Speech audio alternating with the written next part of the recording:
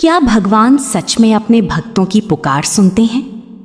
उड़ीसा के एक छोटे से गांव में कावेरी नाम की एक 10 साल की गरीब लड़की रहती थी।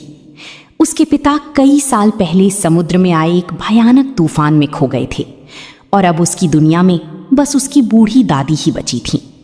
उनकी छोटी सी झोपड़ी थी और कई बार तो घर में खाने के लिए भी कुछ नहीं होता था। लेकिन कावेरी की एक आदत पूरे गांव से अलग थी। वो रोज सुबह गांव के जगन्नाथ मंदिर जाती और भगवान जगन्नाथ से ऐसी बातें करती जैसे वे उसके सबसे अच्छे दोस्त हों। वो कहती, प्रभु आज दादी बहुत थकी हुई हैं, उनका ध्यान रखना। और कभी मुस्कुराकर कहती, प्रभु हमारे घर में खाना कम है लेकिन आप भूखे मत रहना। लेकिन एक दिन गांव पर भयंकर तूफान आ गया। तेज हवाएं, मूसलाधार बारिश और समुद्र की खतरनाक लहरें। कई दिनों तक कोई भी मछुआरा समुद्र में नहीं जा पाया। धीरे धीरे पूरे गांव में खाने की कमी होने लगी। कावेरी के घर में भी आखिरी मुट्ठी चावल खत्म हो गए।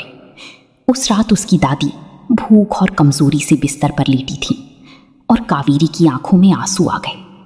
वो दौड़ती हुई मंदिर पहुंची और भगवान जगन्नाथ के सामने बैठकर रोते हुए बोली, प्रभु अगर आप सच में मेरे दोस्त हो तो आज मेरी दादी को भूखा मत सुलाना।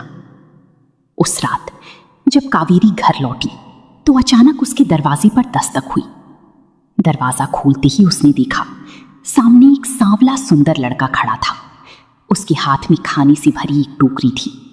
लड़की ने मुस्कुराकर कहा, ये तुम्हारे लिए है। कावेरी ने हैरानी से पूछा, तुम कौन हो? लड़का बस मुस्कुराया और धीरे से बोला, मैं तुम्हारा दोस्त हूं। और फिर अंधेरे में गायब हो गया। अगली सुबह जब मंदिर के पुजारी भगवान के दर्शन करने पहुंचे तो वे अचानक रुक गए, क्योंकि भगवान जगन्नाथ की मूर्ति के सामने वही टोकरी रखी हुई थी और उसमें से कुछ खाना गायब था।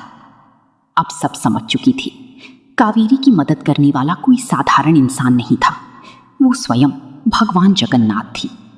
उस दिन पूरे गांव को समझ आ गया, भगवान अपने सच्चे भक्तों की पुकार कभी अनसुनी नहीं करती, चाहे वो भक्त एक छोटी सी बच्ची